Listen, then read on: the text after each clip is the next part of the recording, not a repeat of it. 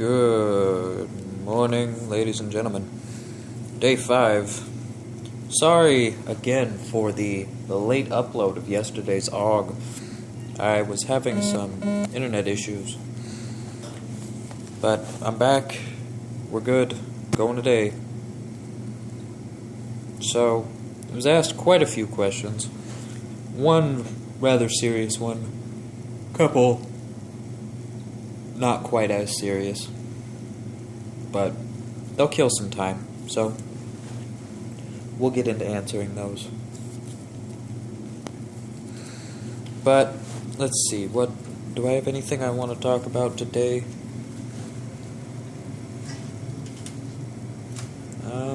Aside from apologizing for yesterday, no, not really. So once again, I apologize for not getting that Auog up and running and uploaded on time.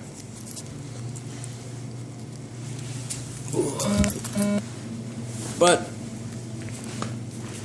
I do have some questions I need to answer, so let's get into that, shall we?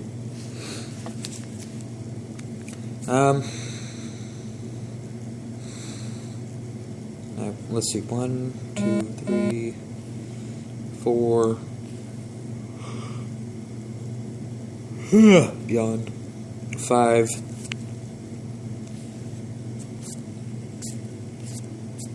Yeah, I have 5 questions to choose from. I can either answer one and take the whole time with it, answer all of them and take the whole time with it, or answer none of them and just find something else to talk about. Well, let's just kind of pick one and see where it goes from there.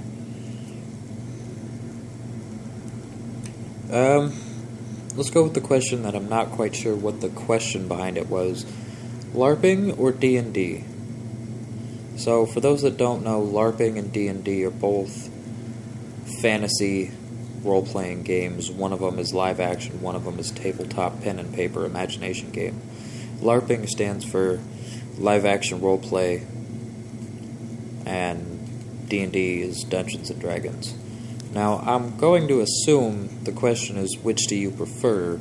And in all honesty, I'll always prefer Dungeons and Dragons to live-action roleplay. Not because it's more fun, not because it's easier for me to do, not because it's an easier game. Ugh, so tired. But no, I'll always prefer D&D because it's been in my life longer. I've had Dungeons and Dragons in my life since I was a little kid, and I've only been actively LARPing for a little over 3 years. Now, for those that don't know, LARPing is where you get a foam sword, or a boffer is what we call it, and you go out there and you fight other people. You actually live out your Dungeons and Dragons characters. We've got foam balls that we use for magic. We have verbal magic casting that don't require the spell balls. Levels, experience, different races, fantasy aspects.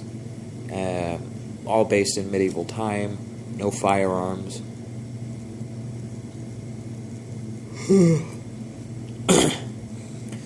Bow and arrow. Javelins, short swords, long swords, great swords, bows, like bow staffs.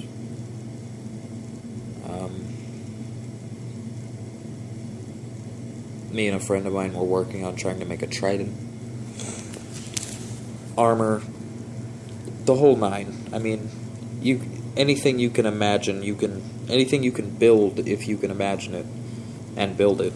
You can build and take it out to the field, and we'll give you an armor rating, and you'll go from there.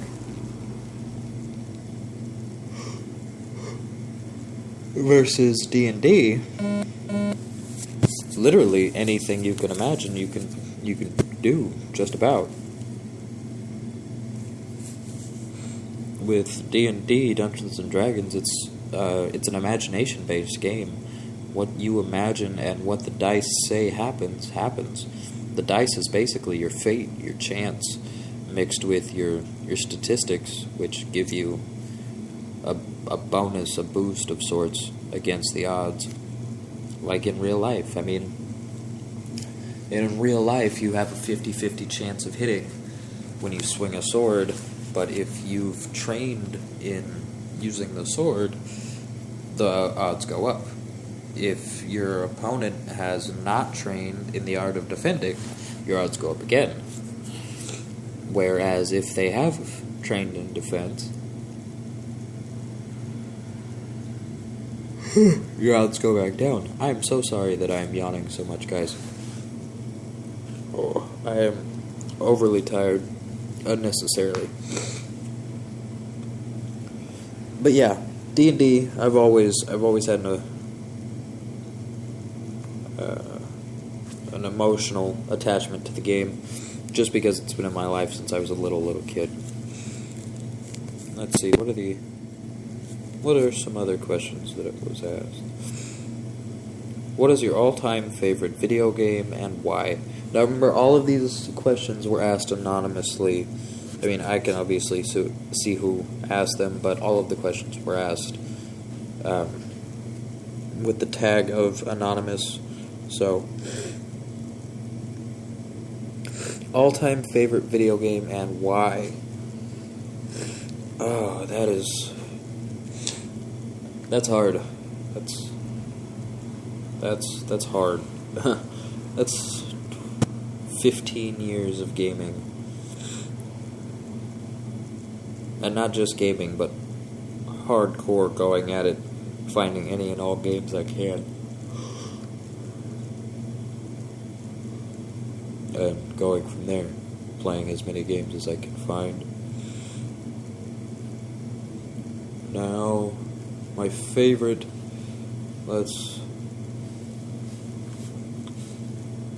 honestly, because of emotional attachment, once again, I'm going to have to go with a game known as Kingdom Hearts.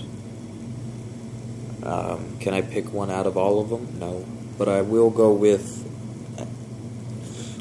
the story of the first two, Kingdom Hearts and Kingdom Hearts 2, are probably by far my all-time favorite. Just because of, again, the emotional attachment. They were my godson's favorite games before he died. It was the first game that was ever gifted to me. Was also the first game I ever bought with my own money.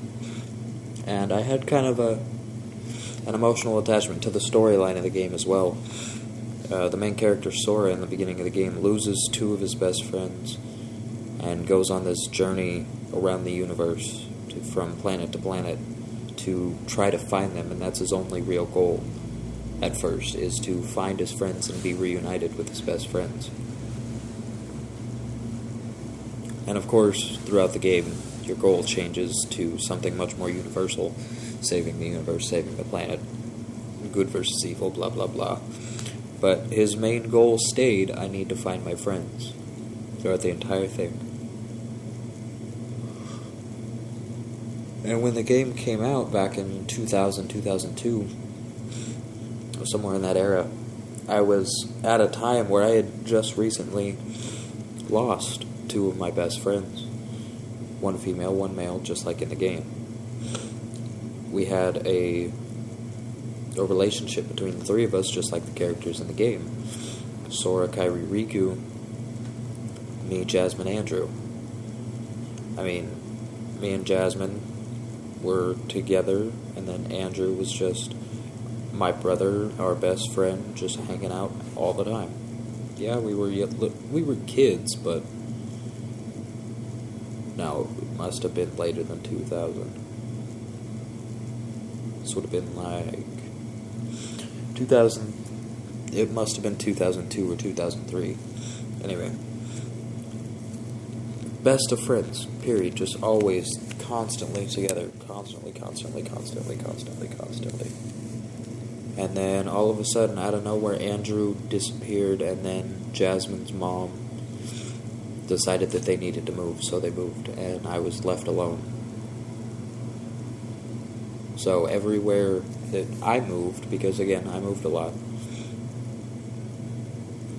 everywhere that I moved, I was looking for in my own way, I was going world to world, because every time I moved, I basically entered a whole new world, because I had never been there before, and if I had, I was too young to remember.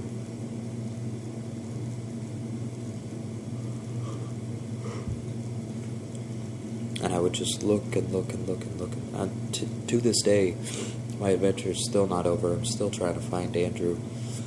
Andrew Hawes. He's about 6'2", blonde hair.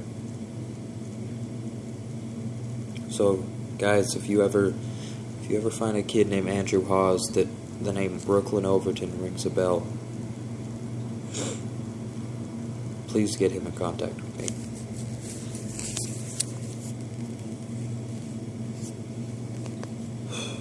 Let's get off this topic before I get emotional.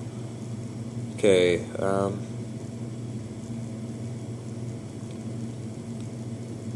what's your girlfriend like? My girlfriend's phenomenal. I'm going to do an entire Auog on her, so I'm going to let this question go for now. But she is absolutely 110% my perfect match.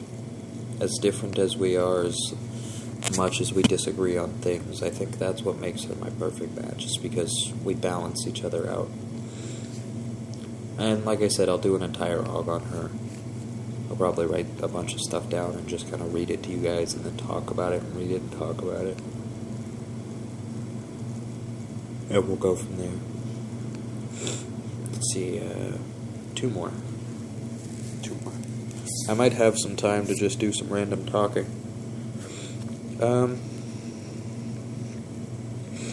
you believe segregation still exists in America? Yes. Yes, I do. Yes. Because it's become not a law that we need to be segregated, but it's become a choice that we separate ourselves. And it pisses me off. Pisses me off.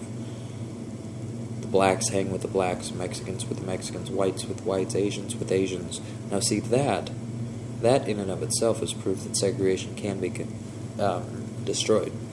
Asians hang with Asians no matter what Asian they are. You'll see a group of Chinese, Cantonese, Japanese, and Filipino all hanging out in the same group. But what you'll very rarely see is a group of whites hanging out with a group of blacks.